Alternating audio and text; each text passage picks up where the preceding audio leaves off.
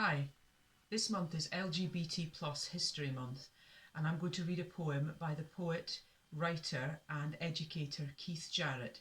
His poetry addresses issues including identity, race, and sexuality. I'm going to have to read this from my phone, so excuse me for having to look down. A Gay Poem by Keith Jarrett. They asked me if I had a gay poem, so I said straight up, no. My words don't deviate between straight lines.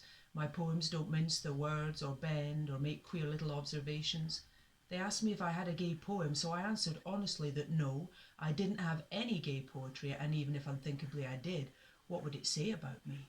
I mean, even presenting the question puts me in a precarious position, and how would I even begin to broach the subject with my own creation? Like, excuse me, poem, are you gay? Have you grown up contrarily to what I wanted you to say? I most certainly didn't write you that way. Was it something I said, something I did that turned you? Maybe I should have peppered your verses with sports, beer and girls. Maybe as your author I deserted you. Or did another writer turn you queer? Okay, let's say hypothetically that this poem is gay. Maybe it's just a confused poem that needs straightening out. Maybe I could insert verses from Leviticus, speak over it in tongues, douse it in holy water, recite it the Quran, give it a beat box, booming, blasting out in the street, batty poem fi dead, batty poem fi dead, rip up shishi poem in a shred.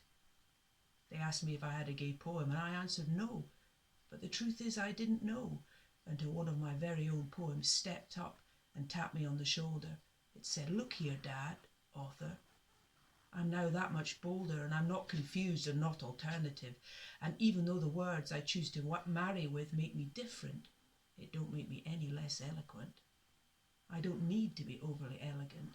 So maybe that's why I stepped under your gaydar.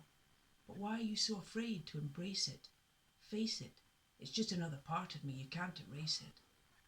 The more you try to label me with your twisted synonyms, the more you say you hate the sinner and despise the sin. The more you try to clip my words and stifle my expression, the more I know it's you, not me, whose morality should be called into question.